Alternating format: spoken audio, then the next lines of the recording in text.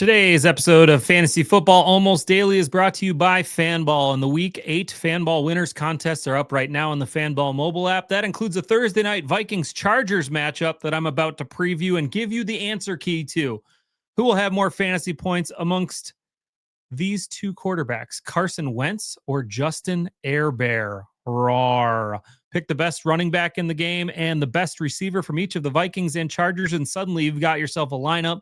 And if you pick the winners in those four groups of four, you split the pot with your fellow winners. Join now on Fanball and use the promo code ALMOST for a $20 deposit match.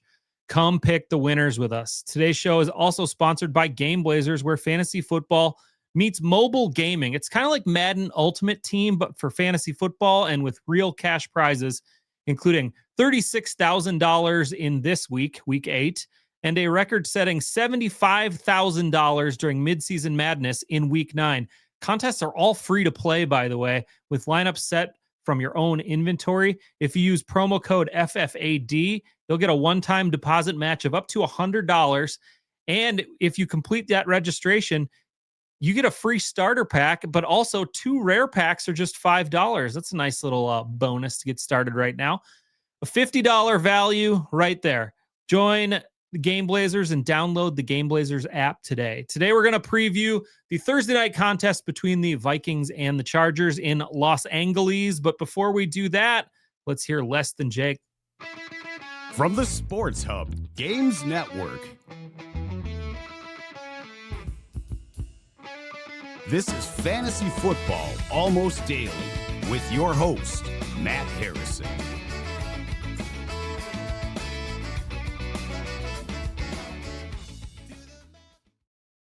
Hey friends, Matt Harrison back again. You can find me on Twitter or on Blue Sky at Explosive Output. If you find me on Blue Sky and you actually ask me a fantasy question, I will respond to you because I have that one on my phone.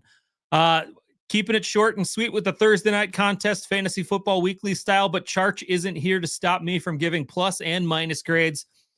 This Friday, though, you can hear me, Scott Fish, and Paul Charchian previewing all of this weekend's games on Fantasy Football Weekly. He won't let me do plus and minus grades in that one, but I'll sure try.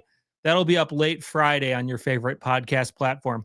Let's start the Thursday night matchup with the visiting Vikings. Carson Wentz was named the starter, but Kevin O'Connell's been playing coy a little bit. He's saying there's a shot that J.J. McCarthy could see game action, and that if this had been a Sunday game, McCarthy might have started.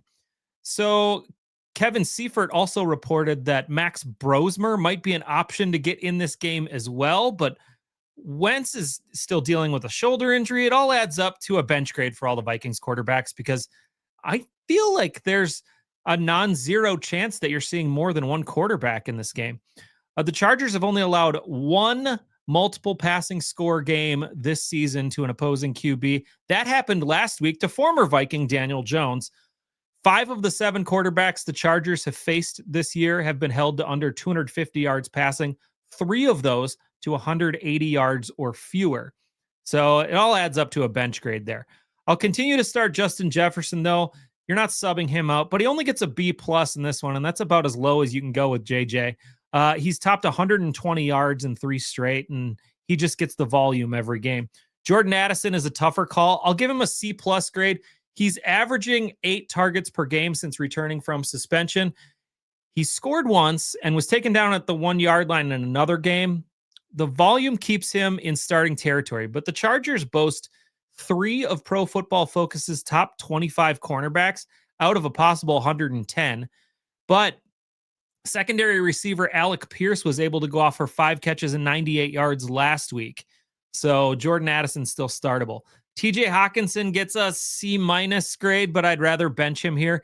He's had 15 targets in the last 2 weeks, but it's turned into 12 catches. That's good. That's 6 per week, but 81 scoreless yards in total. So he's just barely scraping by with like 9 or 10 PPR points. And he basically has to catch the ball 5 or 6 times to return value in a PPR league. So just a C- grade. You'd probably have better options out there, but I know it's a bipocalypse, so I get it. Jordan Mason is the only other Viking you'd consider starting. He gets a B grade. The Chargers haven't been very good against the run. They're allowing 5.1 yards per carry and they've allowed the 4th most rushing touchdowns to opposing running backs. Mason has had 15 or more touches in 4 straight games, basically since Aaron Jones went down. And speaking of Jones, the Vikings opened his 21-day practice window. I don't expect him to play on Thursday, but week 9 certainly in play for Aaron Jones to return. On the Chargers side, we start with Justin Herbert, and it's a weird matchup. The Vikings on paper have the 3rd best pass defense in the league, but they gave up 326 yards and 3 touchdowns to Jalen Hurts last week. And Hurts was able to extend plays for a lot longer than he should have. And he had some good success hitting wide receivers in intermediate distances. So as a Vikings fan, as you can see, I got a jersey right behind me if you're watching this on the video. It pains me to say this, but I think this defense may be a little bit of a paper tiger. Caleb Williams looked better than his passing stats indicated in week 1. Michael Penix didn't even have to do anything to beat the Vikings in week 2. And they faced backups Jake Browning and semi-backup Dylan Gabriel and a 40-something-year-old Aaron Rodgers. I'm going to give Herbert an A- in this one. I think he throws a ton in this game, and I think he goes to all 3 of his wide receivers copiously. Keenan Allen figures to line up in the slot a lot, and the Vikings deploy safety and occasional linebacker Josh Metellus there. He's been fairly good, but the Vikings haven't seen a slot wide receiver of Keenan Allen or Ladd McConkey's yet. He flexes into the slot too. They both kind of maneuver around and come in and out there. Quentin Johnston is the guy who mostly stays out wide. His matchup is with Isaiah Rodgers most often, but Byron Murphy on the other side is not that scary. So I'll throw varying levels of B grades on all the Chargers wide receivers. I'm going to give Keenan Allen the B+. I'm going to give Ladd McConkey the straight B, and I'm going to give Quentin Johnston the B- here. Last week's waiver wire darling, Oronde Gadsden Jr. might be a guy that a lot of people are looking toward in week 6, especially with the huge, or sorry, not week 6. It's a 6-team bye week. It's week 8, but it's a 6-team bye week. I wrote that down all funny.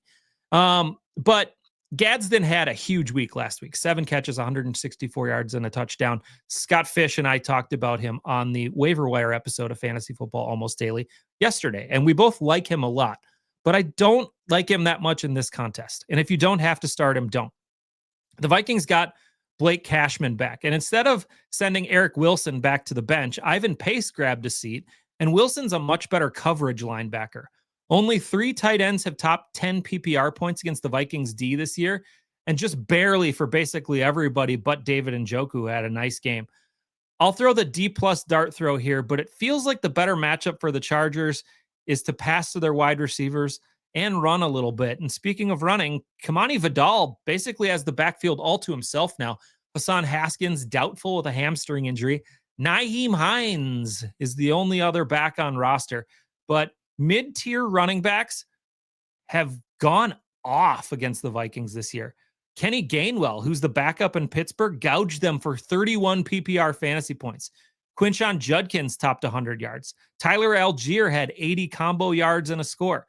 They did hold Saquon in check last week, though, and that might have been Cashman back in the lineup. So it makes me pause a little bit on Vidal this week. I'll still float a B- grade on Vidal. I expect the game script to be more in the Chargers' favor this week than last week when they got down early to the Colts and kind of phased out the running game.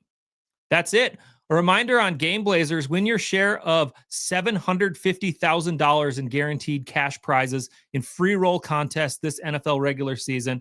Use that promo code FFAD for up to a $100 deposit match. Go ahead, register today.